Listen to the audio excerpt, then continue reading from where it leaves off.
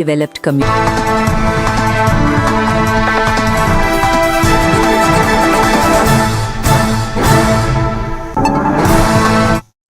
నమస్తే, welcome to ANN debate time. నేను మీ లక్ష్మీనాగ్ నరహరి శెట్టి. కర్ణాటకలోని ధర్మస్థల క్షేత్రంలో వందలాది మంది యువతులను దారుణంగా హతమార్చారంటూ పన్నిన కుట్ర వ్యవహారంలో ప్రముఖ నటుడు ప్రకాష్ రాజ్ పేరు ప్రస్తావనకు వచ్చింది. మండ్యం తాలూకా చిక్కబళ్ళి గ్రామానికి చెందిన చిన్న అలియాస్ చిన్నయ్య కుట్రకు సూత్రధారుడిగా వ్యవహరించిన విషయం తెలిసిందే. ఇప్పటికే ధర్మస్థల వివాదం కుట్రపూరితమని సిట్ తేల్చింది. ఈ నేపథ్యంలో సూత్రధారి చిన్నయ్య హైకోర్టులో దాఖలు చేసిన రిట్ పిటిషన్పై గురువారం న్యాయమూర్తి జస్టిస్ సూరజ్ గోవిందరాజ్ ఏకసభ్య ధర్మాసనం విచారణ జరిపింది. నేను మళ్లీ వచ్చి మిమ్మల్ని కలుస్తానంటూ కుట్రదారులతో ప్రకాష్ రాజ్ అన్న విషయం రిట్ పిటిషన్లో పేర్కొన్నట్టుగా సమాచారం. దీనిపై ప్రకాష్ రాజ్ శుక్రవారం సోషల్ మీడియా ఖాతాలో స్పందించారు. సోషల్ మీడియాలో ధర్మస్థల వివాదానికి సంబంధించి తన పేరు ప్రస్తావన వచ్చిందని, అతి సున్నితమైన కోట్లాది మంది భక్తుల నమ్మకానికి అంశమని, ఇటువంటి అనుమానాలకు వివరణ ఇవ్వాల్సిన బాధ్యత తనపై ఉందని పేర్కొన్నారు. ప్రస్తుతానికి తాను సుదూరంగా ఉన్నానని, 2 రోజుల్లో స్వయంగా వచ్చి మీడియాకు వివరిస్తానని తెలిపారు. కాగా ధర్మస్థల పవిత్రతకు భంగం కలిగించేందుకు కేరళ నుంచి 200 కోట్ల రూపాయల బడ్జెట్తో భారీ కుట్ర జరిగినట్టు రిట్ పిటిషన్లో చిన్నయ్య పేర్కొన్నారు. అసలు ప్రకాష్ రాజ్ పేరు రావడానికి ప్రధాన కారణం ఏంటి? ప్రజలు ప్రకాష్ రాజ్ను ఎలా చూస్తున్నారు? ఇదే అంశం గురించి ఈరోజు చర్చ కొనసాగిద్దాం. చర్చలో పాల్గొనేందుకు మనతో అందుబాటులో ఉన్నారు. మనతో టీడీపీ అధికార ప్రతినిధి అజయ్ కుమార్ మనతో అందుబాటులో ఉన్నారు. అదేవిధంగా వైసీపీ అధికార ప్రతినిధి రేగడి లక్ష్మణరావు గారు కూడా మనతో అందుబాటులో ఉన్నారు. జనసేన నేత లక్ష్మీకాంత్ గారు కూడా మనతో అందుబాటులో ఉన్నారు. ఇక రాజకీయ విశ్లేషకులు పాపిరెడ్డి గారు కూడా మనతో అందుబాటులో ఉన్నారు జూమ్ కాల్లో. ముందుగా మనం టీడీపీ అధికార ప్రతినిధి అజయ్ కుమార్ గారితో మాట్లాడదాం. అజయ్ గారు నమస్తే అండి. లక్ష్మీనాథ్ గారు, మీకు అదేవిధంగా పాపిరెడ్డి గారికి, సోదరుడు లక్ష్మీకాంత్ గారికి, రేగడి లక్ష్మణరావు గారికి, ఏఎన్ఎన్ ప్రేక్షకులు గుడ్ ఆఫ్టర్నూన్ అండి. Good afternoon sir. Ajay Kumar గారు, ఒకటి ఏదైతే ప్రకాష్ రాజ్ ఈ దీని కుట్రలో భాగస్వామ్యంగా ఉన్నారు, తనతో నేను ఫోన్లో మాట్లాడాను అని చెప్పి చిన్నయ్య ఏదైతే తన రిట్ పిటిషన్లో పేర్కొన్నారో దీన్ని ఎలా చూస్తారు? అసలు ప్రకాష్ రాజ్ ప్రతి విషయంలో ఏదో ఒక రకంగా ఇలా ఉండడానికి గల కారణం ఏంటంటారు? ఏదైతే ఇప్పుడు మీరు చెప్పిన ధర్మస్థల వివాదం చాలా పెద్ద వివాదం లక్ష్మీనాథ్ గారు. అది హైందవ ధర్మానికి, సనాతన ధర్మానికి సంబంధించిన విషయం. ఒక వ్యక్తి రిట్ పిటిషన్ వేశాడు కాబట్టి ఖచ్చితంగా దాంట్లో అనుభవించలేము, అది కన్ఫర్మ్ కూడా చేయలేము. బట్ కానీ ప్రకాష్ రాజ్ అనే వ్యక్తి ప్రతి చోట ఉంటాడు. ఎక్కడ ఇష్యూ ఉంటుందో అక్కడ అతను ఒక విలక్షణ నటుడు, అతనికి చాలా గుర్తింపు ఉంది ఈ సినిమాల్లో. బట్ కానీ అతను దాన్ని వదిలేసి ప్రతి చోట ఏలు పెట్టి గెలకటం, ప్రతి దాన్ని ఇష్యూ చేయటం, నేను ఒకడు ఉన్నానని చెప్పుకున్నాక మరి అతనికి అది ఏమి విచిత్రమైన అతనికి ఉన్న అది దాన్ని ఏమనాలో నాకు తెలియదు. సినిమాల్లో కొన్ని వందల సినిమాలు చేసి అవార్డులు తీసుకున్న వ్యక్తి ఈ రకంగా ప్రతి అంశంలో వివాదాస్పైన ప్రతి అంశంలో అతను ఉంటాడు. అతనుకున్నది ఒకటే ఒక అంశం, హైందవ ధర్మం మీద పట్టడం, సనాతన ధర్మాన్ని కించపరచడం, లేదా ఎవరైతే సనాతన ధర్మం గురించి మాట్లాడతారో వాళ్ళని అవహేళన చేస్తూ వాళ్ళ మీద ట్వీట్లు పెట్టడం, లేదా మీడియా ముందుకు వచ్చి కొంచెం సేపు దాని మీద మాట్లాడటం. సరే, ఈరోజు ఆ చిన్నయ్య అనే వ్యక్తి ప్రకాష్ రాజు నాతో మాట్లాడాడు, అతను దీంట్లో ఇన్వాల్వ్ అయ్యాడు, ఇంత పెద్ద ఇష్యూలు. ఈరోజు మనం అట్లాంటి ఇష్యూని మనం ఖచ్చితంగా ప్రకాష్ రాజు ఉన్నాడని మనం కన్ఫర్మ్ చేయలేం. మీరు ఇంట్రోలో చెప్పినట్టు అతను ట్వీట్లో దీని మీద చాలా కోట్ల మంది ప్రజల దాని మీద ఉన్న నమ్మకం మీద ఉన్న అంశం నేను ఖచ్చితంగా క్లారిటీ ఇస్తానని అతను చెప్పడం జరిగింది. బట్ కానీ అతనుకున్న నోటి దోల, అతనుకున్న ట్విట్టర్ దోల, ప్రతి అంశంలో దూరిపోయి పబ్లిసిటీ కొరకు నెప్పించి, ఎందుకంటే అసలు ప్రపంచానికి తెలియని మనిషో, ప్రజలకు గుర్తింపు లేని మనుషులు పబ్లిసిటీ పిచ్చి కోసం వెంటపడ్డారంటే దానికి నేను ఆశ్చర్యపోను. కానీ ఒక విలక్షణ నటుడు, అనేక రకాల అవార్డులు అన్ని భాషల్లో తీసుకున్న నటుడు ఈ రోజు ఈ విధంగా ప్రతి వివాదం, ప్రతి చోట సంబంధం లేని విషయాలు ఏలిపెట్టడం, గెలకటం, దాన్ని కంపు చేయటం. ఈ రోజు ఇంత పెద్ద ఇష్యూలో అతను ఇన్వాల్వ్ అయ్యాడా అంటే ఖచ్చితంగా అది కోర్టులో ఉన్న అంశం. అది ఈరోజు మనం అతను ఉన్నాడని కన్ఫర్మ్ చేయలేం. బట్ కానీ అతనుకున్న దోలకి అతనికి అది సంబంధం లేకపోయినా అతను ట్వీట్ చేయటం, దాన్ని ఏదో ఒక రకంగా భుజాన్ని ఎత్తుకొని చిన్నయ్య అనే వ్యక్తి తనతో తమిళ్లో ఫోన్లో మాట్లాడాడు అతను కూడా అని కూడా కోర్టు వారికి విన్నవించడం జరిగింది. లక్ష్మీనాథ్ గారు, మనం మీకు తెలియదు కాదు, మీరు సీనియర్ జర్నలిస్టు.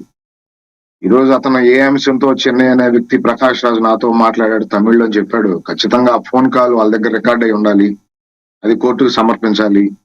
అది ప్రకాష్ రాజు గారు వాయిస్ అని చెప్పి అది ల్యాబ్కి వెళ్ళి టెస్ట్కి వెళ్ళి అది కన్ఫర్మ్ కావాలి. న్యాయస్థానంలోకి ఇట్లాంటి అంశాలు వెళ్ళిన తర్వాత ఎన్ని సంవత్సరాలు పడతాయి అనేది మనందరికీ తెలిసిన అంశమే. బట్ కానీ నేను అంటుంది న్యాయస్థానాల్లో ఉన్న అంశాన్నో చెన్నై పెట్టిన కేసునో ప్రకాష్ రాజు సనాతన ధర్మం మీద చేస్తున్న అతను వింత పోకుండా నేను ఆ కోర్టులో ఉన్న అంశాన్ని మాట్లాడిన కానీ అతనికి ఉన్న దోల ప్రతి అంశం మీద సంబంధం లేని ప్రతి అంశం మీద నేను ఒక టీవీ ఛానల్ ఒక ఇంటర్వ్యూ చేశాను బండ్ల గణేష్ గారిది. అసలు ప్రకాష్ రాజ్ అనే వ్యక్తి ఏ ప్రాంతానికి సంబంధించినోడు, ఏ ప్రాంతాన్ని ఆపాదించుకుంటున్నాడు, ఏ ప్రాంత ప్రజల కోసం పోరాటం చేస్తున్నాడు, దేని మీద పోరాటం చేస్తున్నాడు, అతనికి ఏం కావాలి అని అతను క్లారిటీగా అడిగాడు ఆ రోజు బండ్ల గణేష్ గారు.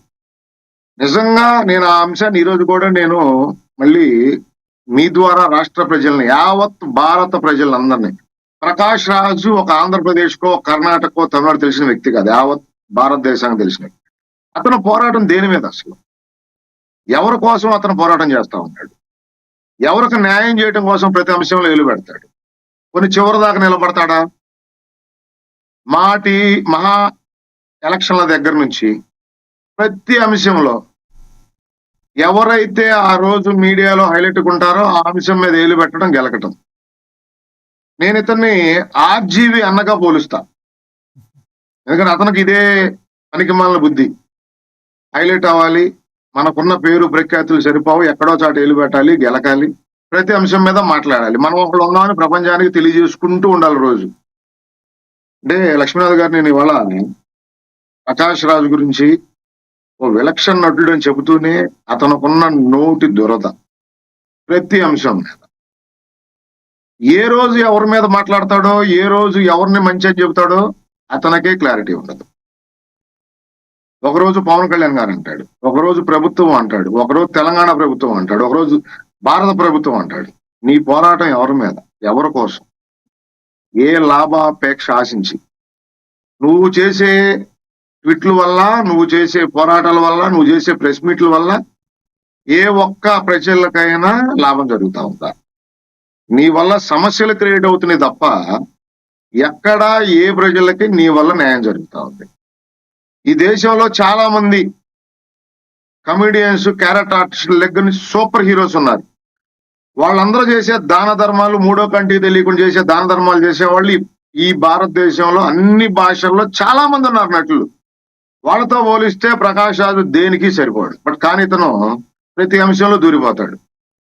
ఎక్కడన్నా ఇప్పుడు అతను తెలంగాణలో ఉంటున్నాడు. ఒకటి అజయ్ గారు లీగల్ గానే చట్టబద్ధంగానే వెళ్తున్నాను అంటారు. ఇంకోటి భారతదేశం భిన్నత్వంలో ఏకత్వం కలిగిన దేశం అని, రాజ్యాంగంలోని కొన్నిటిని ఆయన మాట్లాడే విధానాలను కానీ ఇవన్నీ పట్టుకుని ఆయన ఏమంటాడంటే 100% నాకు నచ్చని విషయాన్ని నేను భావ వ్యక్తీకరణ చేస్తాను అంటాడు ఆయన. దీన్ని అబ్జెక్షన్ చేసేవాళ్ళు ఎవరు ఉండరు. కానీ ఎదుటి వాళ్ళని కించపరచడం అనేది ఆయనకి పరిపాటిగా మనం కొన్నిట్లో అయితే చూసాం. పర్టికులర్లీ ఇలాంటి విషయాల్లో ప్రకాష్ రాజు ఏమైనా చేంజ్ చేసుకోవాలంటారా? ప్రజలు అతన్ని ఎలా చూస్తున్నారంటే ఏం చెప్తారు? విశ్వనాథ్ గారు, ఇప్పుడు మీరు ఒక సీనియర్ జర్నలిస్ట్, మీరు డిబేట్ స్టార్ట్ చేసిన తర్వాత మీరు ఒక అంశాన్ని తీసుకుంటారు. ఖచ్చితంగా దాన్ని నేను విభేదిస్తానేమో, అది నా ఇంట్రెస్ట్. అది బట్ కానీ అది ఏ విధంగా ఉండాలి? ప్రకాష్ రాజ్ చేసే అంశం ఏ విధంగా ఉంటది? ప్రతి అంశంలో దూరిపోవటం. మీకు జస్ట్ ఒక చిన్న ఎగ్జాంపుల్ చెబుతా. ఒక 20 రోజులు, నెల రోజుల క్రితం జరిగింది. ప్రొఫెసర్ నాగేశ్వరరావు తెలంగాణలో కూర్చొని ఆయన ఒక యూట్యూబ్ ఛానల్ పెట్టుకొని కొన్ని ఛానల్స్ కి వెళ్తూ ఈ దేశ హోంమంత్రి, ఆంధ్రప్రదేశ్ డిప్యూటీ సీఎం ఒక గదిలో కూర్చున్న మాటల మీద ఆయనకు వచ్చిన నోటికి వచ్చిన సొల్లు ఆవిడంత వాగితే దాని మీద ఇష్యూ జరుగుతూ ఉంటే పవన్ కళ్యాణ్ గారు హైదరాబాద్లో ప్రెస్ మీట్ పెడితే నువ్వు ఇక్కడికి ఎందుకు వస్తా ఉన్నావు, నువ్వు చెప్పి రావాలి, నువ్వెవడవా అడగటాక, అసలు నువ్వు ఆ తెలంగాణ పౌరుడువా? లేదు తెలంగాణ సమాజం కోసం నువ్వేం పగలబడిచావు, ఏం బీకావు? తెలంగాణ సమాజంలో ఎవరికన్నా అన్యాయం జరిగితేనో, ఎవరన్నా చనిపోతేనో, లేకపోతే ఇబ్బందుల్లో ఉండి ఏమైనా సాయం చేసావా?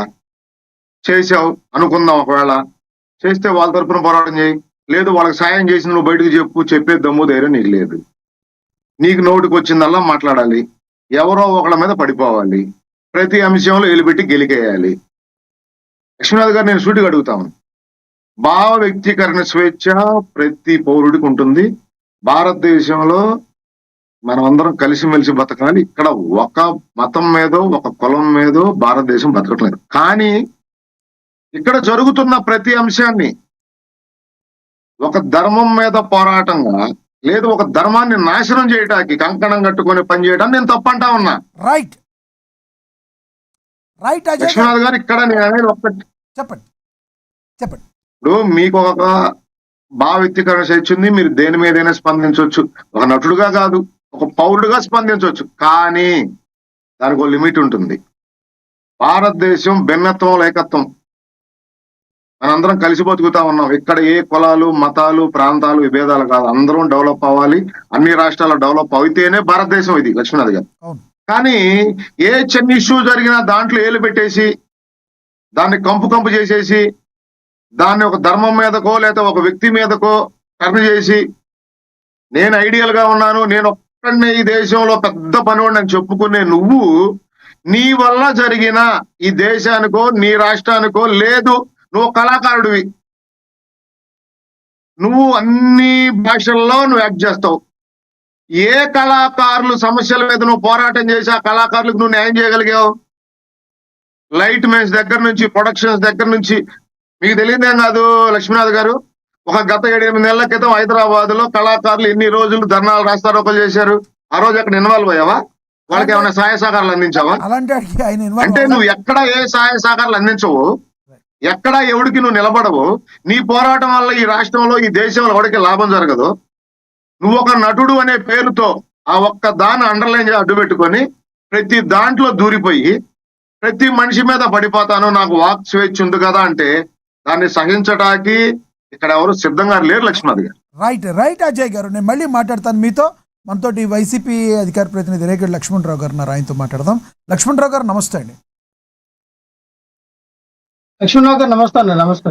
ఎస్ లక్ష్మణరావు గారు, ఏదైతే ప్రకాష్ రాజ్ ఇష్యూ ఉందో దీనికి సంబంధించి ధర్మస్థల క్షేత్రంలో ఇలా జరిగిందంటూ రిట్ పిటిషన్ తాను కూడా ఒక దానిలో పావునయ్యాన్ని ఎవరైతే చెన్నయ్య మరి రిట్ పిటిషన్ దాఖలు చేశాడో దీన్ని ఎలా చూస్తారు? ప్రకాష్ రాజ్ దీనిలో యొక్క పాత్ర ఏ మేరకు ఉందని మీరు భావిస్తున్నారు? అందరికి నమస్కారం అండి. ప్రకాష్ రాజు గారి పాత్ర అందులో ఉంటుందని నేనైతే భావించట్లా. ఎందుకంటే ఆయన ఒక విలక్షణ నటుడు, ఆయన వ్యక్తిగతంగా చాలా మంచి వ్యక్తి కాబట్టేనే ఆ రోజుల్లో మా ఇండస్ట్రీకి ఆయన పోటీ చేసినప్పుడు మెగా ఫ్యామిలీ నుంచి చిరంజీవి గారు, నాగబాబు గారు అలా చాలా మంది కూడా ఆయనకి సపోర్ట్ చేశారు. మంచు మనోజ్ నిలబడినప్పుడు మంచు మనోజ్కి ధీటుగా ప్రకాష్ రాజే ఉండాలి, ప్రకాష్ రాజ్ అయితేనే కరెక్ట్, మా అసోసియేషన్ ఆయన అభివృద్ధి చేయగలడు, ముందుకు తీసుకెళ్ళగలడు అని చెప్పి మరి చిరంజీవి గారు లాంటి ఒక గొప్ప వ్యక్తి సర్టిఫైడ్ చేసినటువంటి వ్యక్తి మరి ప్రకాష్ రాజ్ గారు. ఈ రోజున మనకు అవసరాలు బట్టి మనం మాట్లాడేస్తాం. ఏదో పవన్ కళ్యాణ్ గారు రాజకీయాల్లో ఉన్నారు కాబట్టి ఆయన సిద్ధాంతాలు వేరు, ఈయన సిద్ధాంతాలు వేరు. ఆయన భావజాలాలు నచ్చకపోవచ్చు, ఆయన సిద్ధాంతాలు ఈయనకి నచ్చకపోవచ్చు, ఈయన అడుగుతాడు, ఈయన ప్రశ్నిస్తాడు.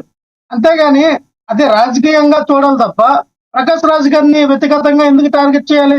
ప్రకాష్ రాజ్ గారు ఆయన స్వయంగా చెప్తున్నాడు, నేను నాస్తికుడిని, నేను ఏ దేవుని నమ్మను. సో ఆయన నాస్తికుడు కాబట్టి ఆయన పోరాటం ఒక సామాజికవేత్తగా, ఒక సామాజిక కార్యకర్తగా ఎక్కడ ఏ విషయం జరిగినా దాని మీద ప్రశ్నించాలి, అడగాలి. భారతదేశం అనేది ఒక కులానికో, ఒక మతానికో, ప్రాంతానికో, వర్గానికో సంబంధించింది కాదండి. అన్ని కులాలు, మతాలు, వర్గాలు, భాషల వారు అన్నిటి కూడా నిలబడినటువంటి ఇది ఎవరికైనా ప్రశ్నించకపోండి. అన్నారు కదా, నేను నాస్తికుడిని, నేను దేవుణ్ణి నమ్మను అని ప్రకాష్ రాజ్ గారు చెప్పారని. నాస్తికుడు దేవుణ్ణి నమ్మకపోతే రామాయణం మీద జోకులు ఎందుకు వేయాలి? దేవుణ్ణి నమ్మనవాడు ఎదుటి వాళ్ళ భావాన్ని కించపరచకూడదు. లక్ష్మణుడి మీద, రాముడి మీద జోకులు ఎందుకు వేసి ఎదుటి వాళ్ళని బాధ పెట్టాలి? దీనికి మీరు స్ట్రైట్ గా సమాధానం చెప్పగలరా? మంచి ప్రశ్న.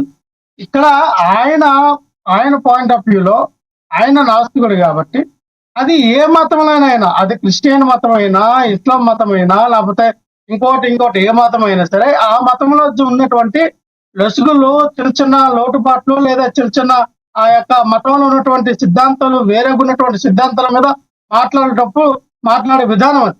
దాన్ని కూడా మనం ఇది ఆ మనం చూసాం చాలా సినిమాలో. సరే మీరు ప్రకాష్ రాజ్ గురించి అంటారు. మరి ఈ రోజున మనం కొత్తగా మన తెలుగు సినిమా ఇండస్ట్రీలోనే మహాభారతాన్ని, రామాయణాన్ని కిచిడి కిచిడి చేసి కామెడీ చేసిన బిట్లు తీలా. ఎన్ని సినిమాల్లో మన వచ్చింది మహేష్ బాబు వాళ్ళ బామ్మర్ది సినిమా వచ్చింది. ఆ సినిమాలో ఒక గోస్ట్ దెయ్యం కోసం దెయ్యం ఒక అమ్మాయి దెయ్యం పడితే ఆ అమ్మాయిని అసలు మీరు దాని గురించి చెప్పడానికి లేదు. సినిమా వినండి సార్. సమాధానం చెప్పండి. మీరు నేను స్ట్రైట్ గా చెప్తా ఉన్నా. ఒకటి నాకు చెప్పండి. నమ్మకూడదు. సినిమాలో కామెడీ చేయొచ్చా దేవుడిని? హిందూ మతం మీద విషయం సినిమాలో మహాభారతాన్ని రామాయణాన్ని కామెడీ చేయొచ్చా?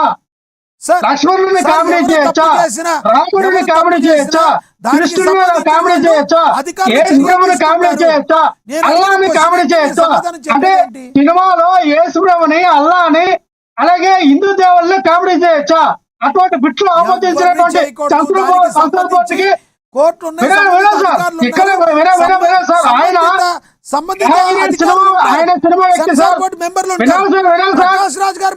మాటలకి మీరు సినిమాకి ఎందుకంటే అన్వయిస్తారు సార్. మీరు ఒక్కటి లేరా? ఆయన స్వతహా వినాలి సార్. లక్ష్మీనాథ్ గారు ఆయన స్వతహా సినిమా యాక్టర్. ఆయన చాలా ఈ యొక్క భారతదేశంలో ఎన్ని భాషలు ఉన్నాయో ఎన్ని సినిమా ఇండస్ట్రీలు ఉన్నాయో అన్ని సినిమా ఇండస్ట్రీలో ఒక విలక్షణ నటుడిగా ఎక్కువగా జాతీయ అవార్డులు ఉన్నటువంటి నటుడు ప్రకాష్ రాజ్ గారు. ఆయన ఒక సినిమావాదిగా సినిమాలో ఉన్నటువంటి సర్కస్టర్స్ గా ఆయన మాట్లాడుంటాడు.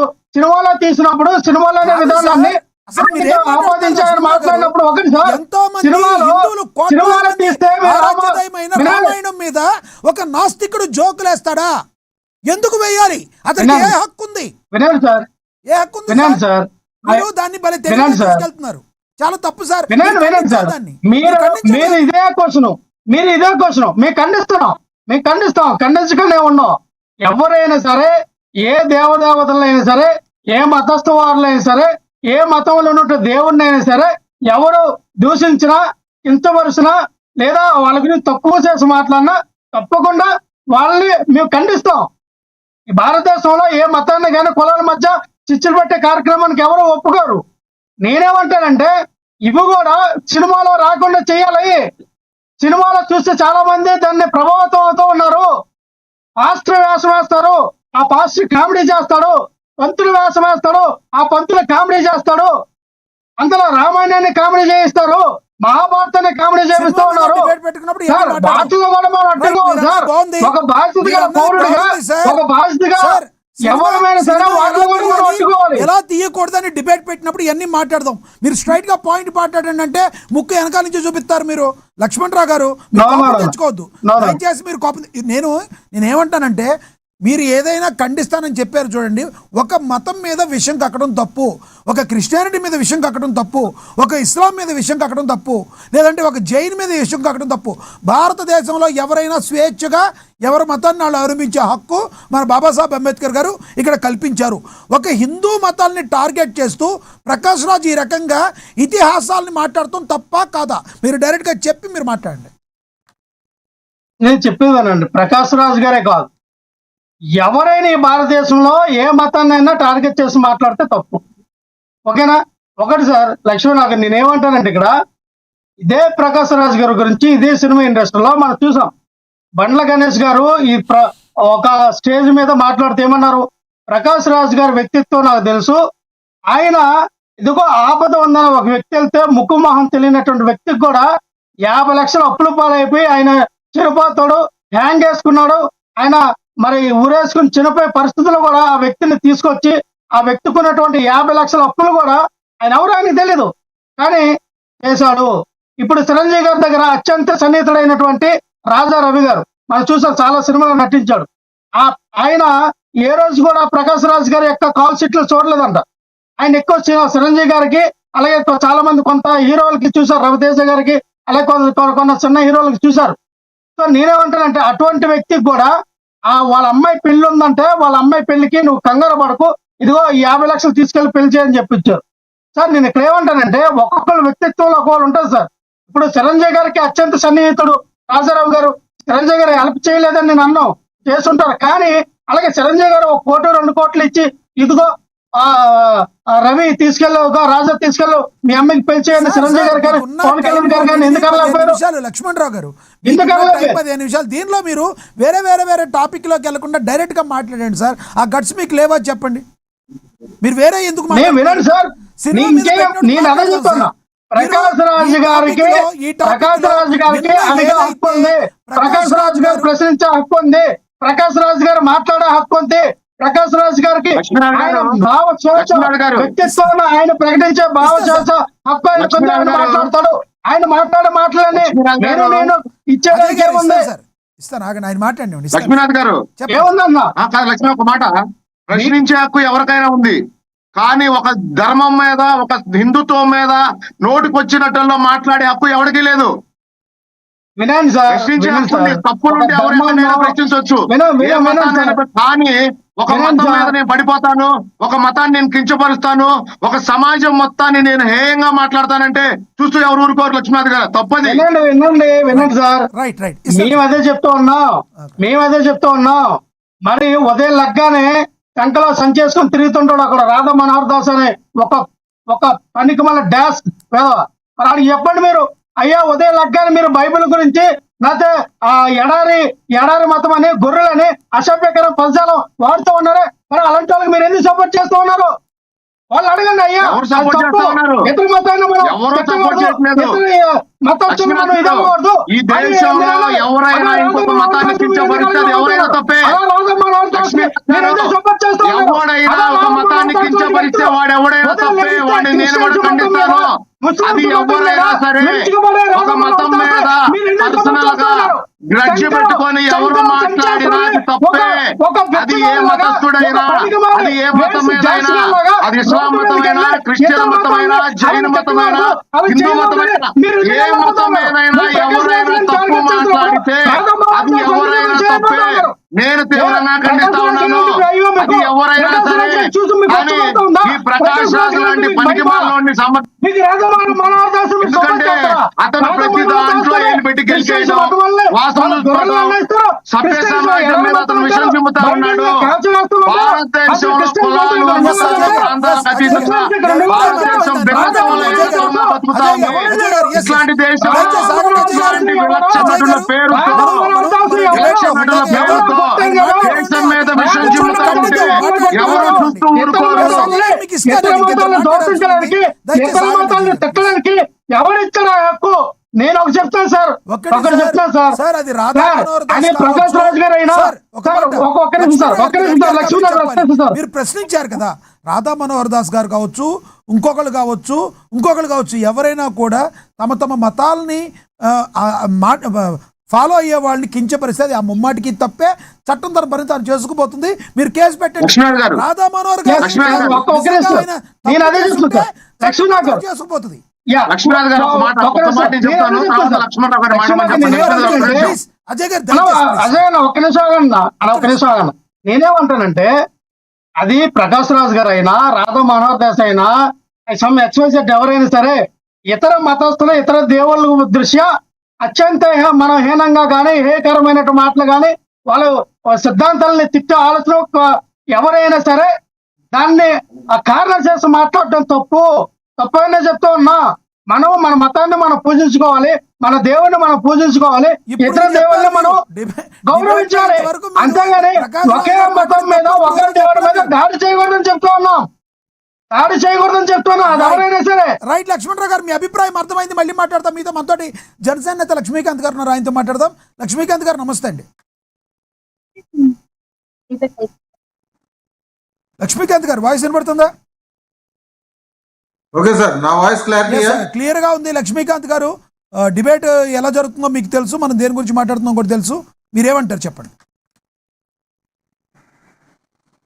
సార్. ముందుగా మీకు ప్యానల్ సభ్యులకి, ఏఎన్ఎన్ వీక్షకులకి అందరికీ నమస్తే అండి. నమస్తే సార్.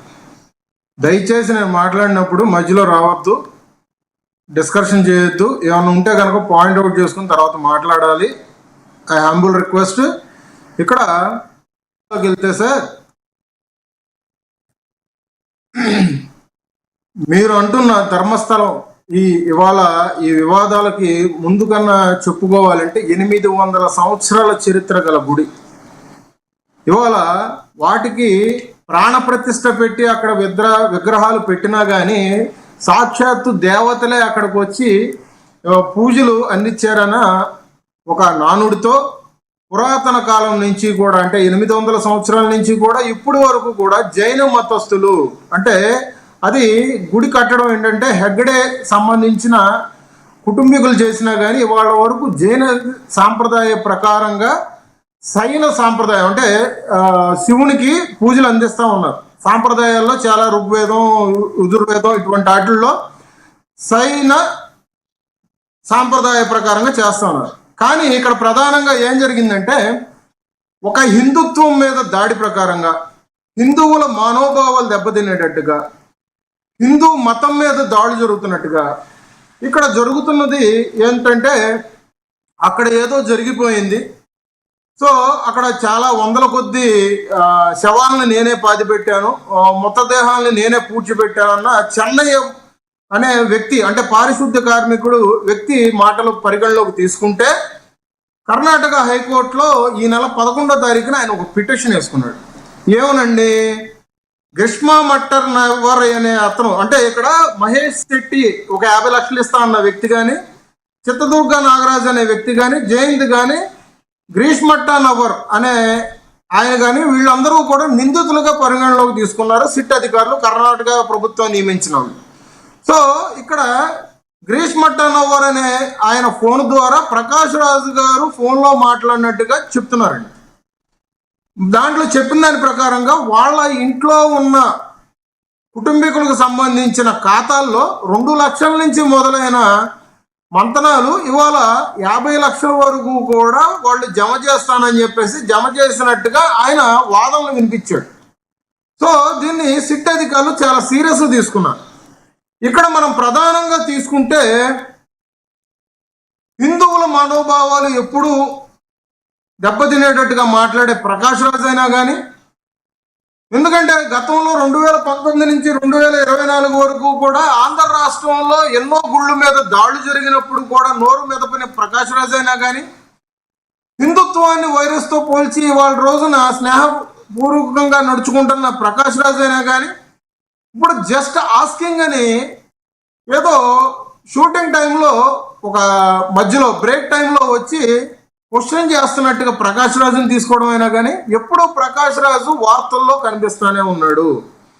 కానీ ప్రకాష్ రాజు అనే వ్యక్తికి ఇప్పటికీ కూడా తెలియని విషయం ఏంటంటే నిన్న ఒక ట్వీట్ చేశాడండి, నేను ఒక 2 రోజుల్లో వస్తాను అన్నట్టు. ఎందుకంటే అది నేను కన్నడలో చేశాడు, అది తెలుగులో అనువాదం చేసుకున్నట్టుగా మనం చెప్దాము. ధర్మస్థలం కేసు నా గురించి చెన్నై చేసిన వ్యాఖ్యల మీద కొన్ని విషయాలు నేను పంచుకోవాలనుకుంటున్నాను. 17వ తేదీ ఉదయం 10:30కు నేను బెంగళూరు ప్రెస్ క్లబ్లో విలేకరుల సమావేశంలో దీని గురించి చర్చకు చేద్దాం రండి. సార్ ఇక్కడ వరకు బాగానే ఉంది సార్, కానీ ఇక్కడ ప్రకాష్ రాజ్ అనే మనిషికి ఉన్న అహంకారము లేదంటే బలుపు అనుకోవాలో ఏదన్నా అనుకోవాలి, ఇక్కడ మీడియాను ఒక మాట మాట్లాడారు సార్. అమ్ముడుపోయిన గోధుమ రంగు, అంటే అమ్ముడుపోయిన గోధుమ రంగు మీడియా, అంటే ఒక రకంగా చెప్పాలంటే బీజేపీకి సపోర్ట్ చేసే మీడియా.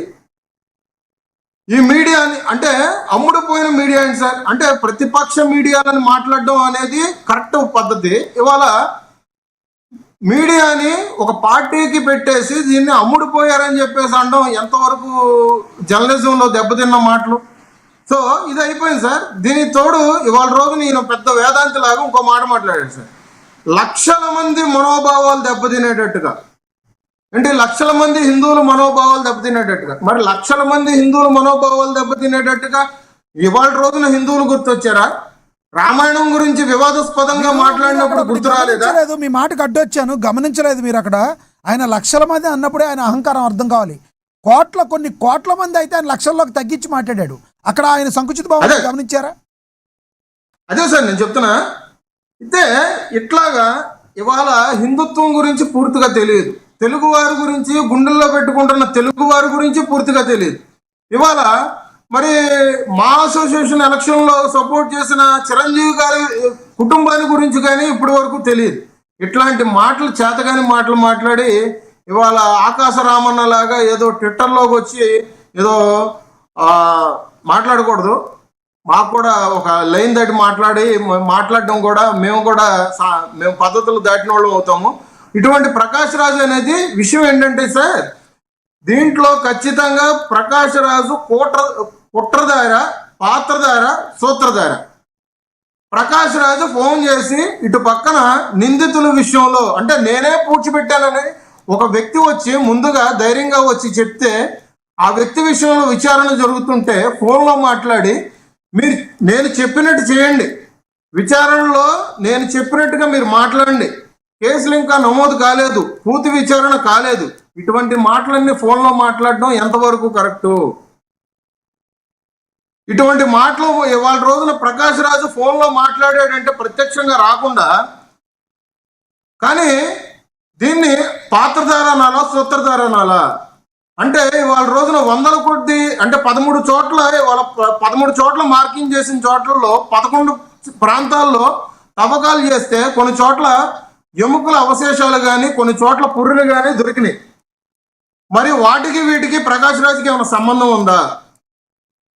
మరి దీని వెనకాల మెయిన్ సూత్రధారి ప్రకాష్ రాజే అంటారా? లేదంటే పాతకాలంలో ఒక సామెత ఒకటి ఉంటుంది సార్, ఏది బలవంతుడు నాకేమని బలువరిని నిగ్రహించి పలుకుట మేళ, బలవంతమైన సర్పము చలిచేముల చేత చిక్కి చావదేశం. అంటే బలవంతుడు ఎప్పుడూ కూడా నా వెనకాల ఎంతో బలగం ఉందని చెప్పేసి నన్ను ఎవరు ఏం చేయలేరని వెర్రవీగుడు తనంతో ఇవాళ రోజున ట్విట్టర్లోకి వచ్చి మాట్లాడుతున్నాడా? లేదంటే ఏదో నేను అహంకారిని, నాకు మొత్తం అంతా జాతీయవాదం ఉందని చెప్పేసి భావ ప్రకటన స్వేచ్ఛ అని చెప్పేసి ఒక మాటతో మాట్లాడుతున్నాడా? ఇట్లాంటి మాటలు మాట్లాడితేనే సార్ చిన్న చిన్న చీమలతో కలిపి వాళ్ళ రోజున ఇలాంటి పాములను కూడా ఖర్చు చంపేస్తాయి. అది ప్రకాష్ రాజు గుర్తించట్లా. మరి ఎప్పుడూ కూడా తప్పు జరిగితే బయటకు వచ్చి జస్ట్ ఆస్కింగ్ అని క్వశ్చన్ చేసే ప్రకాష్ రాజు ఇవాళ 2 రోజుల సమయం ఎందుకు తీసుకుంటున్నట్టుగా, మరి చీకటి కోణంలో ఎవరితో మంత్రాలు జరుపుతున్నాడు? చీకటి శక్తులు ఎవరున్నాయి? ఈ చీకటి శక్తులు వెనకాల ఉన్న మెయిన్ లీడర్ ఎవరు? అంటే హిందుత్వం మీద ఉపవాదం పోవడానిక? చెన్నయ్య ఇంకొకటి కూడా చెప్పడం జరిగింది సార్, ఇది 200 కోట్లతో కుట్ర, కొంతమంది యూట్యూబర్లను కూడా దీనిలోకి దించారు అన్న ఆరోపణ కూడా చెన్నయ్య చేయడం జరిగింది, కోర్టుకి చెప్పడం జరిగింది తన పిటిషన్లో. సార్ నేను ఇందాక చెప్పిన మహేష్ శెట్టి, ఇట్లాంటి నాగరాజు, ఇట్లాంటి కొంతమంది వ్యక్తులైతే నిందితులు ఎవరైతే ఉన్నారో వీళ్ళందరూ ద్వారా ఈ యూట్యూబర్లకు కూడా వెళ్ళినట్టుగా సమాచారం పూర్తిగా ఉంది.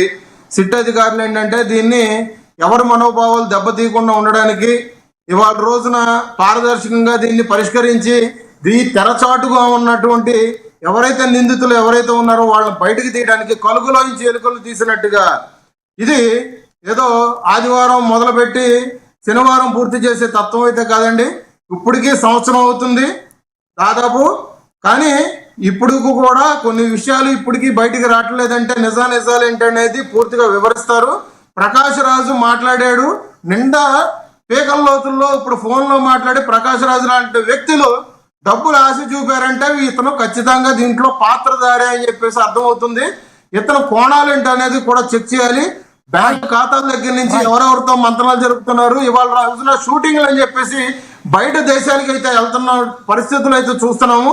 దీంట్లో ప్రకాష్ రాజు పాత్ర ఏంటనేది గుర్తించి ఇవాళ రోజున సిట్ అధికారులు తెలియాలి.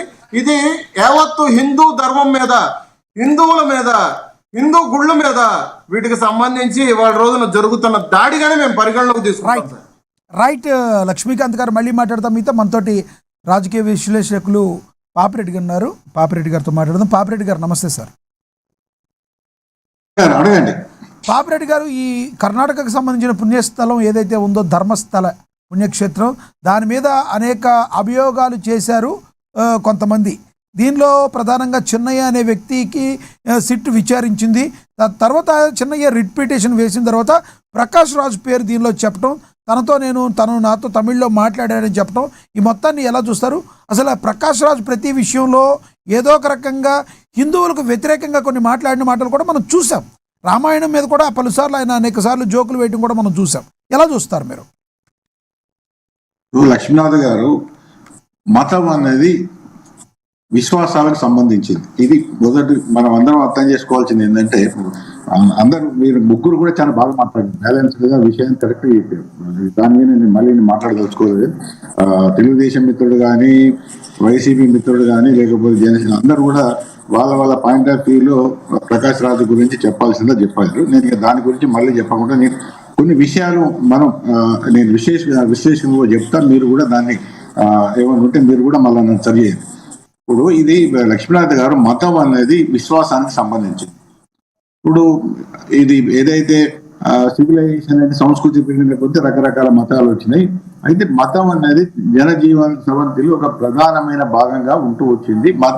మత విశ్వాసాలు ప్రజలు పెద్ద ఎత్తున నమ్ముతుంటారు. అటువంటి విశ్వాసాల మీద ఎవరైనా ఒక వ్యక్తి, అంటే అది కూడా ఐకాన్ ప్రకాష్ రాజు అంటే ప్రజల్లో గుర్తింపు ఉండి కొంత విలువ ఉన్న వ్యక్తులు అది అవహేళనగానో లేకపోతే చులకనగా మాట్లాడితే రియాక్షన్స్ వస్తాయి. ఇప్పుడు ఈ ముగ్గురు మిత్రులు అదే మాట్లాడారు. కాబట్టి ఎప్పుడైతే ప్రజా జీవనంలో ఉండి ఉన్నత స్థానాల్లో ఉంటారో ప్రజల మనోభావాలను, వాళ్ళ యొక్క విశ్వాసాలను, అది దేవుడు ఉన్నాడా లేడా, లేకపోతే రామాయణం జరిగిందా లేదా అనేది విశ్వాసాలకు సంబంధించిన విషయం. నేను స్టూడెంట్ గా ఉన్నప్పుడు, అంటే నేను ఒక 40-50 ఏళ్ళ కింద సంవత్సరాల కింద చెప్తారా, ఇదే రామాయణం మీద ఆమె రంగనాయకమ్మ గారు అని ఒక పెద్ద రచయిత, ఆమె రాసింది ఏంటంటే రామాయణ విషవృక్షం అని 3 భాగాలుగా రాసింది. పెద్ద ఎత్తున 3 పెద్ద పుస్తకాలు రాసింది. అంటే రామాయణం అంత లేదు, అది కాదు అని.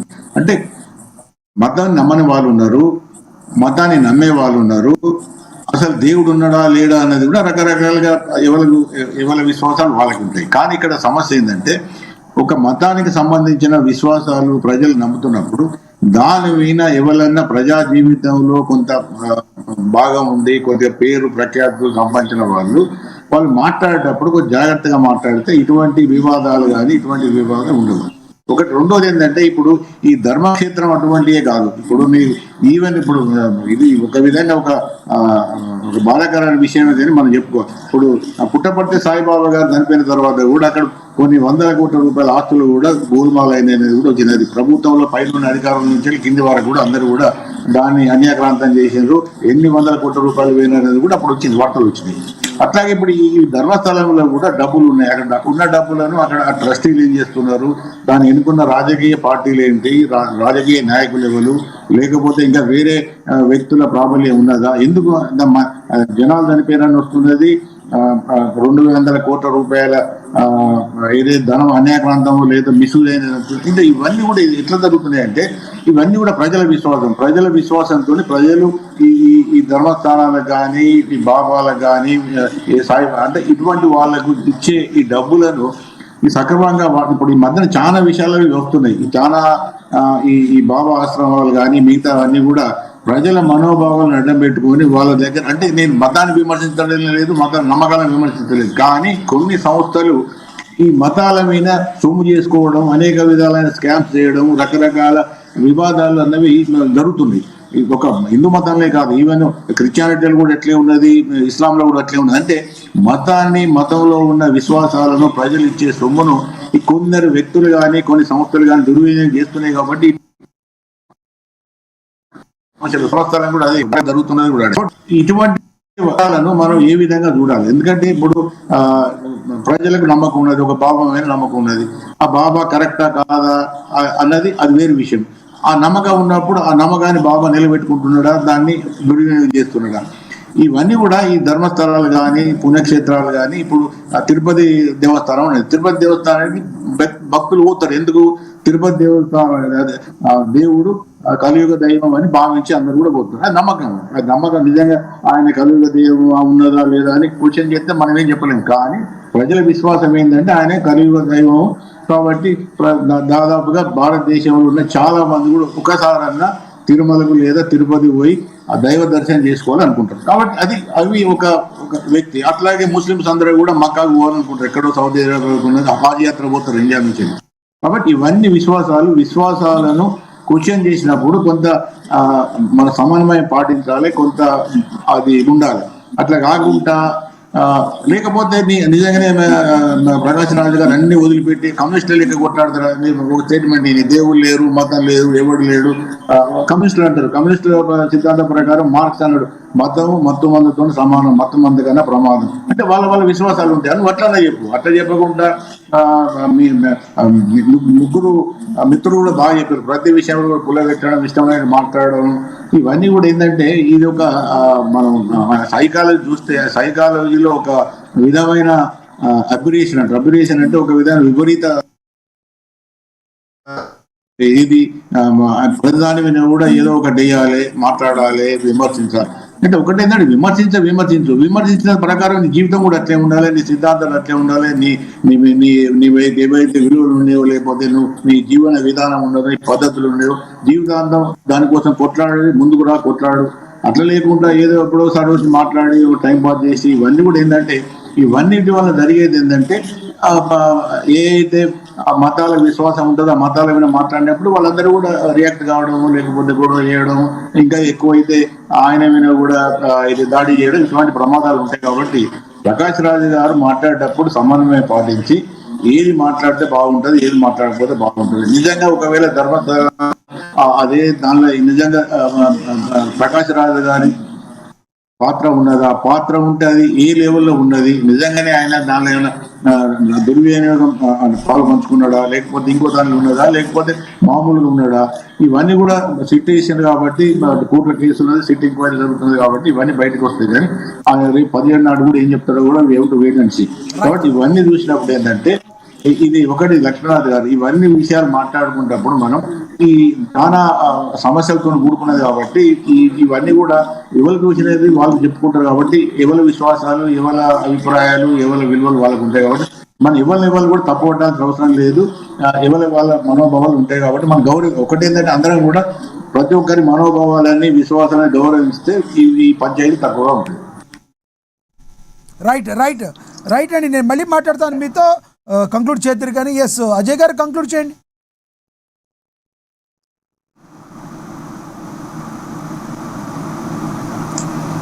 అజయ్ గారు మ్యూట్లో ఉన్నారు, చూడండి, కంక్లూడ్ చేయండి, అన్మ్యూట్ చేయండి దాన్ని. లక్ష్మీనాథ్ గారు, ఎస్ కంక్లూడ్ చేయండి. ధర్మస్థల ఇష్యూలో చెన్నై అనే వ్యక్తి కోర్టులో ఏదైతే చెప్పి ఇక్కడ జరుగుతున్న కుట్ర కోణం కొన్ని వందల కోట్లు వెచ్చించి ఒక సనాతన ధర్మం మీద, హైందవ ధర్మం మీద ఏదైతే కొంతమంది నాస్తికుల పేరుతో పోరాటాలు చేస్తూ ఈ ధర్మాన్ని నాశనం చేసేదానికి పనిచేస్తా ఉన్నారో దాంట్లో ప్రకాష్ రాజు గారు కూడా పాత్రధారి అని ఏదైతే అతను ఒక కంప్లైంట్ దారులు, పిటిషన్ దారులుగా అతను చెప్పడం జరిగిందో, ఒకవేళ అది నిజమైతే ప్రకాష్ రాజు గారు క్షమార్హుడు ఆయన. ఎందుకంటే మతం అనేది విశ్వాసం, నమ్మకంతో కూడిన అంశం. వాళ్ళ ఏ మతం అయినా వాళ్ళ మతానికి సంబంధించిన వాళ్ళ మనోభావాలు దెబ్బతినకుండా ప్రశ్నించే హక్కు ప్రతి పౌరుడికి ఉంటుంది. కానీ మనకు వాక్ స్వాతంత్రం ఉంది కదా అని ప్రతి అంశం మీద, మనకు సంబంధం లేని అంశాల మీద ఏలు పెట్టి గెలికేసి దాన్ని దేశం మీదో, రాష్ట్రాల మీదో, ప్రజల మీదో వదిలేసి నాకు కొంచెం ఐడెంటిటీ ఉంది కదా, నేను చెబితే కొన్ని వేల మందో లక్షల మందో చూస్తారు కదా, నేను ఏ అంశాన్నైనా గెలకొచ్చు, అదేమంటే నాకు వాక్ స్వతంత్రం, నేను భారతదేశ పౌరుడు. ఇది కరెక్ట్ కాదు లక్ష్మీనాథ్. ప్రతి మతానికి ఒక నమ్మకం, విశ్వాసం ఉంటుంది, వాళ్ళకి మనోభావాలు ఉంటాయి. ఇందాక లక్ష్మణరావు గారు మాట్లాడారు, ప్రకాష్ రాజు మాట్లాడిందే మీరు తప్పు అంటా ఉన్నాడు. రామ్ మనోహర్ దాస్ అనే వ్యక్తి ఒక మతం మీద, ఖచ్చితంగా నేను లక్ష్మణరావు గారికి చెబుతా ఉన్నా, ఏ వ్యక్తి అయినా ఏ మతం మీద అయినా, అది ఇస్లాం కావచ్చు, క్రైస్తవం కావచ్చు, జైన్ కావచ్చు, ఇంకా ఏ మతం మీదైనా ఆ మతస్థుల మనోభావాలు దెబ్బతినే విధంగా ఎవరో మాట్లాడినా నోటికొచ్చినట్టు అది తీవ్రంగా ఖండించాల్సిన అంశం. నేను కూడా భారతదేశ పౌరుడుగా తీవ్రంగా ఖండిస్తా ఉన్నా. ఎందుకంటే భారతదేశం ఇందాక చెప్పండి భిన్నత్వం, ఏకత్వం. ఎన్ని మతాలున్నా, ఎన్ని కులాలున్నా, ఎన్ని ప్రాంతాలున్నా మనందరం కలిసి బతుకుతున్నాం కొన్ని వందల సంవత్సరాలుగా. ఈ రోజు భారతదేశ అభివృద్ధిలో అందరి పాత్ర ఉంది. ఈ రోజు ఎవరో ఒక పనికి మాలిన వ్యక్తి, ఎవరో ఒక పనికి మాలిన వాళ్ళ ఐడెంటిటీల కోసం కులాల మీదో, మతాల మీదో, ప్రాంతాల మీదో మేము విద్వేషాలు చిమ్ముతాం, విషం చిమ్ముతాం. మేము సంపాదించిన సొమ్ముని ఒక మతాన్ని నాశనం చేయడానికి మేము వినియోగిస్తాం, ఇది మా హక్కు అని మాట్లాడితే ఖచ్చితంగా వాళ్ళని తాట తీసేదానికి ఈ భారతదేశ ఏ పౌరుడు వెనకడుగు వేయకూడదు. విశ్వనాథ్ గారు. రైట్. అది ఏ మతం మీద ఎవడు అక్రమంగా నిందలు వేసినా పోరాటం చేసినా అది తప్పని చెబుతున్నా, ఏ మతం అయినా. కానీ ప్రకాష్ రాజ్ అనే వ్యక్తి మిగతా మతాల మీద ఎన్నిసార్లు మాట్లాడాడో నేను చూడలేదు, కానీ అతను హైందవ మతం మీద, రామాయణం మీద, భగవద్గీత మీద అతను నోటికొచ్చిన డైలాగులన్నీ మాట్లాడతాడు. అంటే మనం ఏ దేశంలో ఉన్నాం, ఏ రకంగా ఈ దేశం కొనసాగుతా ఉంది, ఈ పౌరులు ఏ విధంగా కలిసిమెలిసి ఉన్నారు, ఇట్లాంటి వాళ్ళ మధ్య కొండ పాలల్లో ఒక చుక్క విషయంలాగా తయారయ్యాడు ఈరోజు ప్రకాష్ రాజు. ప్రకాష్ రాజు లాంటి వ్యక్తి ఎవరైనా సరే ఏ మతం మీద మాట్లాడని మళ్ళీ మళ్ళీ చెబుతాను, తీవ్రంగా ఖండించాల్సిన అంశమే. రైట్. అది రామ్ మనోహర్ దాస్ అయినా, ప్రకాష్ రాజ్ అయినా, ఎక్స్ అయినా, వై అయినా, జెడ్ అయినా.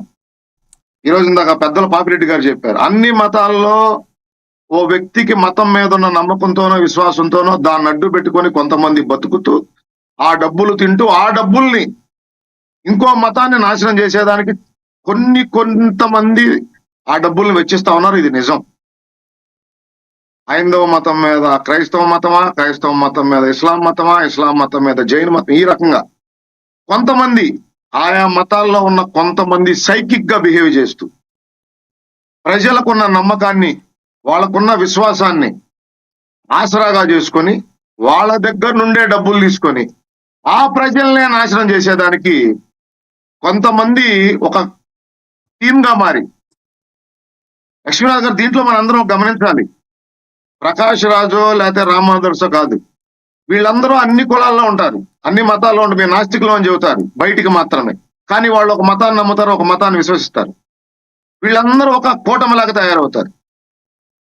ఎవరెవరి మతాన్ని వాళ్ళు తిట్టకుండా పక్కోళ్ళ తిడుతూ రెచ్చగొడుతూ వీళ్ళ జీవన శైలి కొనసాగుతూ వీళ్ళు లగ్జరీ లైఫ్ కొనసాగిస్తారు. లక్ష్మీనాథ్ గారు, ఎస్ వీళ్ళు ఎస్ ఎస్ ఆయా మతాల్లో ఉన్న విశ్వాసాన్ని, నమ్మకాన్ని వీళ్ళు ఆసరాగా చేసుకొని ఆ ప్రజలకున్న అతి విశ్వాసాన్ని, అతి నమ్మకాన్ని వీళ్ళ జీవన శైలిగా మార్చుకొని ఈ దేశం మీద ఉన్నారో ఖచ్చితంగా వాళ్ళు శిక్షార్హులే. అది ప్రకాష్ రాజ్ అయినా ఇంకొకడైనా. ప్రకాష్ రాజ్ గురించి మనం వాళ్ళు ఎందుకు మాట్లాడుకుంటున్నామంటే అతను పరమ పనికి మాలినాడు. ఒక విలక్షణ నటుడుగా అతనికి గుర్తింపు ఉన్నా కానీ ప్రతి అంశంలో దూరిపోయి ప్రతి చోట కంపు చేయటం అతనికి ఆనవాయితీ. నీ మీద ఇంత నిందపడినప్పుడు 2 రోజులు టైం దేనికి నీకు? బయటికి రా, నాకేం సంబంధం అని చెప్పు. నువ్వు కూడా కోర్టులో పిటిషన్ అయ్యి నేను మాట్లాడలేదని చెప్పు, నేను మాట్లాడింది అబద్ధం అని చెప్పు. ఈ చెప్పుకునే దమ్ము ధైర్యం, ఎందుకంటే ఖచ్చితంగా గెలుకుంటాడు లక్ష్మీనాథ్ గారు. అతనికి అది సంబంధం లేకపోయినా, అతను ఆ కుట్రలో భాగస్వామి కాకపోయినా ఇతను గెలుపుతాడు. ఇతను నైజం అది. చెప్పా కదా ఇందాక మీకు, ఆర్జీవి కన్నా ఈ ప్రకాష్ రాజ్ వీళ్ళ బతుకంతా ప్రజల మీద. పాపిరెడ్డి గారు చెప్పినాడు, మీరు ప్రకాష్ రాజ్ ఒక మానసిక రోగి అంటారు, అంతే కదా? ఖచ్చితంగా మానసిక రోగే. Right right. మీ అభిప్రాయం అర్థమైంది సార్. ఎస్ లక్ష్మణరావు గారు కంక్లూడ్ చేయండి సార్ ప్లీజ్. లక్ష్మీనాథ్ గారు, ఎవరైనా సరే ఇప్పుడు ఏ మతమైనా హింసను ప్రోత్సహించదు. మీరు కొట్టుకోండి, తిట్టుకోండి, చంపుకోండి అనేది ఏ మతం కూడా ప్రోత్సహించదు. వీలైతే నా మతం హిందూ మతం అయితే నేను రామాయణంలో జరిగిన తీరి, దాని గొప్పతనం, దాని మంచిని ప్రొజెక్ట్ చేయాలి. భగవద్గీతలో ఏదైతే చెప్పారో దాన్ని ప్రజలకు తీసుకెళ్లే విధానంలో తీసుకెళ్ళాలి. ఎదుటి వ్యక్తిని తిట్టి నా రామాయణం గురించి చెప్తా, నా భాగవతం గురించి చెప్తానంటే వినరు. అది నేను చెప్పుకుని వెళ్ళాలి. అలాగే బైబిల్లో ఉన్న మంచితనాన్ని మనం చెప్పాలి, కానీ ఎదుట హిందువులు తిట్టడమో లేకపోతే ఇంకోళ్ళు తిట్టడం వల్ల బైబిల్లో ఉన్న మంచితనాన్ని వింటారంటే వినరు. అలాగే ఏ మతమైనా ఎవరైనా సరే నీ యొక్క గ్రంథంలో ఉన్నటువంటి మంచిని ప్రొజెక్ట్ చేయండి. మంచిని ఏదైనా ఉపయోగపడేది ఉంటే వాళ్ళు పాటిస్తారు, లేదా వాళ్ళ మతంలో ఉన్నటువంటి దీన్ని బట్టి వాళ్ళు వెళ్తారు. అంతేగాని హింసను మాత్రం ప్రోత్సహించకండి, అది ఎవరైనా సరే. ఎందుకంటే ఇక్కడ గ్రంథాలు కానీ మతాలు కానీ హింసను ప్రోత్సహించట్లేదు. కానీ నేను హిందూ అని చెప్పి, నేను క్రిస్టియన్ అని చెప్పి, నేను ముస్లిం అని చెప్పి కొంతమంది, అందరం అనగానే కొంతమంది ఈ హింసను ప్రేరేపించే వ్యక్తులు ఆయా యూట్యూబ్ ఛానల్ ద్వారా లేకపోతే ఇంకో ఛానల్ ద్వారా నిత్యం ఇవే మత ఘర్షణలకి, కుల ఘర్షణలకి దారితీసే విధంగా ఈ యొక్క డిబేట్లు పెట్టడం, లేకపోతే ఈ విధంగా లేదంటే పోడ్కాస్ట్ పెట్టి ఇంటర్వ్యూ చేయించడం చాలా టీవీ మనం చూసాం. యూట్యూబ్ ఛానల్ ఈ మధ్యన ఎక్కువ ఈ ఛానల్ ఎక్కువ పెరిగినాయి. ఒక పాస్టర్ గారిని తీసుకురావడం, ఆయన అడగడం, లేకపోతే ఒక అవతల వ్యక్తి హిందూ ఉంటాడు, ఒక పాస్టర్ గారిని తీసుకొచ్చి ఇంటర్వ్యూ చేయడం, లేదా అవతల ఒక క్రిస్టియన్ వ్యక్తి ఉంటాడు, ఒక హిందూ వ్యక్తిని తీసుకొచ్చి ఇంటర్వ్యూ చేయడం, వాళ్ళ మీద వీళ్ళ మీద వాళ్ళు తిప్పుకోవడం. అంటే ఇది సమాజంలో వైరస్ ఏదైతే వైరాన్ని పెంపొందించంగా ఉంటది, సామరస్యం ఎక్కడ కూడా ఉండదు. కాబట్టి ఖచ్చితంగా దీన్ని అరికట్టాలి మనం. ఏ యూట్యూబ్ ఛానల్ అయినా ఖచ్చితంగా ఇటువంటిది, ఏ మతాన్నైనా కులాన్నైనా వాళ్ళని కించపరిచేటట్టుగా ఏ ఛానల్ ద్వారా అయితే వస్తున్నాయో ఆ ఛానల్ ఖచ్చితంగా మనం డిలీట్ చేయించాలి. అటువంటి చైతన్యం మనలో రావాలి. కానీ ఎప్పుడు చూసినా సరే సార్ ఎవరి మతంలో ఎవరి గొప్ప వాళ్ళకు ఉంటుంది సార్, ఎవరికి మత విశ్వాసం వాళ్ళకు ఉంటుంది సార్. మనము వాళ్ళ మత విశ్వాసాన్ని దెబ్బతీసే విధానం ఎవరికి లేదు. మన భారతదేశంలో అనేక రకాలమైనటువంటి జాతుల వారు, మతాల వారు, కులాల వారు ఉన్నారు. వాళ్ళు ఆ రకంగా నడుస్తూ ఉన్నారు. మనకు రాజ్యాంగం ఇచ్చింది హక్కు. ఎక్కడ చూసినా ఎక్కడ నాకు తెలిసి ప్రపంచంలో ఎక్కడా లేదు. ఒక భారతదేశంలో ఈ రకమైనటువంటి సెక్యులరిజం కానీ, ఈ రకమైనటువంటి వాక్ స్వతంత్రం కానీ, వాళ్ళు మాట్లాడే విధానం వాళ్ళకు ఉంది. వాళ్ళు ప్రశ్నించవచ్చు అనే విధానం ఇక్కడ ఉంది. కొన్ని దేశాల్లో మనం వెళ్తే ప్రశ్నిస్తే చంపేస్తారు. ఒకటి చెప్పండి, మత మార్పిడుల మీద మీ అభిప్రాయం ఏంటి? షార్ట్ లో చెప్పండి సార్. మత మార్పులు అనేది అది ఎవరైనా సరే మత మార్పులు. ఇప్పుడు ఒక మతం, ఇప్పుడు ఏమంటారంటే క్రిస్టియన్స్ లో వాళ్ళు ఏమంటారంటే మేము మతాన్ని మేము మత మార్పులు మేము చేయట్లేదు, వాళ్ళు విశ్వసించి వచ్చిన వాళ్ళకి మేమెందుకు మతం మారుస్తామని వాళ్ళకు ఉన్నటువంటి వాదన వాళ్ళు అనిపిస్తారు. అలాగే ముస్లిం సోదరులు వాళ్ళు కూడా మేము ఎందుకు మతాన్ని మారుస్తాము, వాళ్ళు మా యొక్క అల్లా యొక్క సిద్ధాంతాలు కానీ, మా ఖురాన్లో ఉన్నటువంటి విధానాన్ని కానీ తీసుకొని వస్తే వాళ్ళు వస్తారు తప్ప మేమెందుకు మతం మారుస్తున్నాం వాళ్ళ విధానం చెప్తారు. హిందువులు కూడా ఇప్పుడు ఉన్నారండి. ఆ మైనార్టీలో ఉన్నటువంటి ముస్లిమ్స్ తీసుకొచ్చి హిందువుల్లో కన్వర్ట్ చేయగలమా? క్రిస్టియన్స్ లో ఉన్నటువంటి వ్యక్తులు తీసుకొచ్చి హిందువుల్లో కన్వర్ట్ చేయగలమా? ఎవరు కూడా బలవంతంగా ఎవరిని ఒక మతంలో కన్వర్ట్ చేయలేము. నేనైనా మీరైనా లేదంటే మన డిబేట్ లో ఉన్న సోదరులైనా వాళ్ళకి ఇష్టమైతేనే తప్ప కానీ మనల్ని ఎవరో ఫోర్స్ చేశారనో, మనల్ని భయపెట్టారనో, లేకపోతే మనల్ని బెదిరించారనో మనం ఒక మతాన్ని మార్చుకోలేము. ఒక కులాన్ని కూడా ఈ రోజుల్లో చూసాం. అంటే అది మనకి ఒక లైన్ పరంగా వస్తుంది కానీ విశ్వాసం బట్టి మనం వెళ్తాం తప్ప ఎక్కడ ఫోర్స్ఫుల్ ఉండదు. ఫోర్స్ఫుల్ గా ఎవరు కూడా మతం మారదండి. రైట్ మీ అభిప్రాయం అర్థమైంది. ఎస్ లక్ష్మీకాంత్ గారు కంక్లూడ్ చేయండి సార్.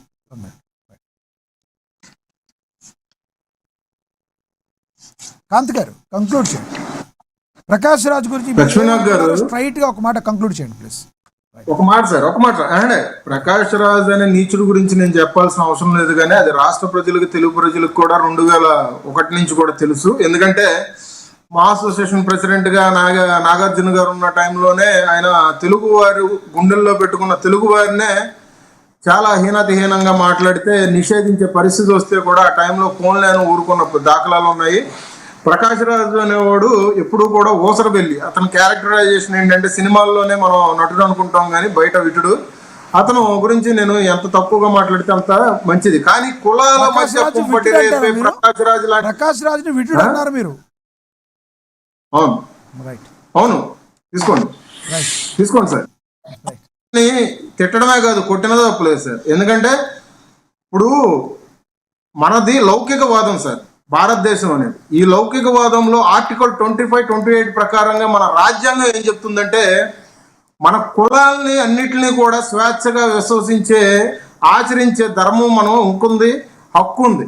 మనం ప్రేమించుకోవాలి, సమానంగా చూసుకోవాలి కులాన్ని. అంతేగాని వ్యక్తిత్వ హరణం చేస్తూ కులాల పుట్టుక గురించి మాట్లాడతా, కులాల లింగ వివక్ష గురించి, పౌరుల గురించి, అంటే ఇప్పుడు ఇందాక మీరు చెప్పారు చూసారా రామాయణంలో క్యారెక్టర్ల గురించి కంపేర్ చేస్తూ మరి వివాదాస్పదంగా మరి ఇంతకుముందు మాట్లాడితే ఇంతకుముందు ఏం జరిగిందండి, నేను అది ఓన్లీ హిందుత్వం గురించి కాదు అని చెప్పేసి మళ్ళీ వెనక్కి తగ్గిన పరిస్థితులు దాఖలాలు అయినాయి. ఇవన్నీ చూసుకుంటా ఉండంటే ప్రకాష్ రాజ్ అనే వ్యక్తి ఎప్పటికప్పుడు సందర్భం లేకుండా దానికి తగ్గట్టుగా రంగులు మార్చే తత్వం సార్. ఇక్కడ మనం అన్ని మతాలు కలిపి సహజీవనం చేస్తున్నాం సార్. సహజీవనం అంటే అందరూ సమానత్వంగా, హిందూ అయినా కానీ, ఇస్లాం అయినా కానీ, క్రైస్తవులైనా కానీ అందరం కూడా సమానత్వంగా మనం చేస్తున్నాం, కలిసిమెలిసి జీవిస్తున్నాం. ఇవాళ ఇటువంటి ఇటువంటి విషపు సర్పాలు ఇట్లాంటివి వచ్చి వైరం పెట్టాలని చూస్తే కనుక నేను ఇందాక చెప్పిన పద్యం అనేది మళ్ళీ రిపీట్ అయింది. చలి చీమల చేత ఇవాళ రోజున సర్పాలు దెబ్బతింటాయి, చంపబడతాయి. సో ఆ సుమతి శతకం ఇప్పటికీ కూడా మీకు గుర్తుంది కదా, ఆ సుమతి శతకం తగ్గించే వాళ్ళ రోజున ప్రకాశ్ రాజు రేపు పొద్దున 17వ తారీఖు రోజు మరి పెట్టే ప్రెస్ మీట్ ఏంటనేది చూద్దాము. దానికి తగ్గట్టుగా ఆయన తప్పు ఒప్పుకుంటాడా, ఒక నిమిషం సార్, ఆయన సూత్రధార అంటాడా లేదంటే పాత్రధార అంటాడా, లేకపోతే ఈ కుట్రలకు పన్నిది నా వెనకాల కొంతమంది శక్తులు అంటాడు అనేది ఆయన ఒప్పుకొని తీరాలి. రైట్ ఓకే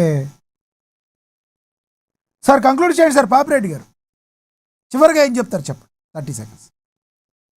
ఇక్కడ ప్రకాష్ రాజు అనే ఒక వ్యక్తి అభిప్రాయాలు, ఆయన యొక్క ఏది ప్రవర్తన తీరు ఒక అంశం. రెండవది ఏంటంటే ఇప్పుడు ఈ ఏవైతే ధర్మస్థలాలలో ప్రజలు నమ్మకంతో పోయి చాలా విశ్వాసంతో పోయి దర్శించుకోవడం, అక్కడ వాళ్ళు శక్తి కొద్ది అక్కడ కొంత ఆ ఉండిలో వేయడము, డబ్బు ఇవ్వడం, లేకపోతే దానాలు చేయడము, దీన్ని కొందరు ధర్మకర్తల పేరు మీద బాగా దాన్ని ఏం చేస్తున్నారు, చాలా మటుకి మధ్యనే యూట్యూబ్లలో కాదు, పేపర్లో వస్తున్నది, బయట కూడా వస్తున్నది. దాన్ని ఏదో ట్రస్టీల పేరు విన్నో, ఏదో యాజమాన్యం పేరు విన్నో దుర్వినియోగం చేయడం అనేది ఎక్కువైతున్నది. ఆ ఎక్కువయ్యే క్రమంలోనే అనేకమైన అక్రమాలు, అనేకమైన అవకతవకలు జరుగుతున్నాయి. అదే ఇప్పుడు మనం మాట్లాడుకునే ఆ ధర్మ క్షేత్రం మీద కూడా అదే జరుగుతున్నది. కాబట్టి ఒకటి ఏంటంటే ఇప్పుడు మనం కూడా అంటే ఒక మేధావులుగా, ఒక బుద్ధిజీవులుగా ఇటువంటి ఏవైతే ఈ మిస్యూజ్ చేసే అంశాలు ఏవైతే ఉంటాయో వీటిని సాధ్యమైనంత వరకు ఎండగట్టి ఎవరైతే ఇవి చేస్తారో ఇవి చేసే వాళ్ళను కూడా మనం చెప్పేసి వీళ్ళు దొంగ భావాలు, వీళ్ళు మిస్యూజ్ చేస్తున్నారు, వీళ్ళు భక్తుల యొక్క విశ్వాసాన్ని డబ్బుగా మార్చుకుంటున్నారు, ఏవైతే మన దృష్టికి వస్తుందో ఇవన్నీ కూడా మనం ఎక్స్పోజ్ చేయగలిగితే ఇటువంటి అంశాలు జరిగే అవకాశం ఉంటుంది. నిజంగా కూడా ఇప్పుడు దేవాలయాలు పెద్ద ఎత్తున కట్టింది. అది మన తిరుపతి ఆయనే మన శ్రీకృష్ణ దేవాలయాలు కట్టించాడు. అంటే ఇప్పుడు కట్టియడం, వాళ్ళు చేయడం, దాన్ని వేరే వాళ్ళు, అంటే నేను తిరుపతి గురించి కాదు మిగతా అంశాల గురించి మాట్లాడుతున్నా. కాబట్టి ఒకటేంటంటే ఇప్పుడు ప్రకాష్ రాజు గారికి ఏం జరుగుతుంది, 17 నాడు ఏమవుతుంది, వాళ్ళ సిట్ ఇన్వెస్టిగేషన్ ఏంది, హైకోర్టులో ఏం జరుగుతుంది అనేది అది మన కాలమే చెప్తుంది. కానీ ఒకటేంటంటే ఈ ఏవైతే విశ్వాసాలు, మతము ఇవైతే ఏమంటుంటాయో వాటి మీద ఎవరైనా మాట్లాడేటప్పుడు మాత్రం ఆచి కూర్చి మాట్లాడాలి. ఒకవేళ ఇప్పుడు ఆయన కమ్యూనిస్ట్ లేకుంటే పోయి నాకు దేవుడు లేడు, మతం లేదని కొట్లాడు, దాని మీద యుద్ధం చేయడమన్నాడు. కానీ అట్లా కాకుండా అన్ని విధాలుగా నువ్వు మామూలుగా ఉంటూ ఇష్టం వచ్చినట్టు మాట్లాడితే మాత్రం అందరు తప్పు పడతారు. దాని దాడికి కూడా ఆయన సిద్ధంగా ఉండాల్సి వస్తుంది. రైట్, ధన్యవాదాలండి మీ అభిప్రాయాన్ని తెలియజేసినందుకు పాపిరెడ్డి గారు, ధన్యవాదాలండి లక్ష్మీకాంత్ గారు, ధన్యవాదాలండి రేగడి లక్ష్మణరావు గారు, ధన్యవాదాలండి అజయ్ గారు మీ యొక్క అభిప్రాయాన్ని తెలియజేసినందుకు. ఏది ఏమైనప్పటికీ కూడా కర్ణాటకలోని ధర్మస్థల క్షేత్రంలో వందలాది మంది యువతులను దారుణంగా హతమార్చారంటూ పన్నిన కుట్ర వ్యవహారంలో ప్రముఖ నటుడు ప్రకాష్ రాజ్ పేరైతే ప్రస్తావనకు వచ్చింది. మండ్య తాలూకా చిక్కపేడి గ్రామానికి చెందిన చిన్న అలియాస్ చిన్నయ్య కుట్రకు సూత్రధారిగా వ్యవహరించిన విషయం మనందరికీ కూడా తెలుసు.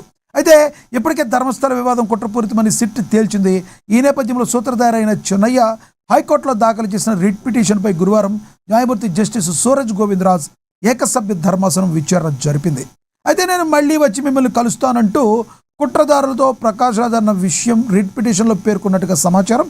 చూడాలి మరి రానున్న రోజుల్లో ఏం జరగబోతుంది, ప్రకాష్ రాజ్ పాత్ర దీని మీద ఏ మాత్రం ఉందనేది మరి కొన్ని రోజుల్లో తెలిసే అవకాశం ఉంది. మీరేమనుకుంటున్నారో కమెంట్ బాక్స్ లో కమెంట్ చేయండి. ఇది వాళ్ళ స్పెషల్ డిబేట్. చూస్తూనే ఉండండి. నమస్తే.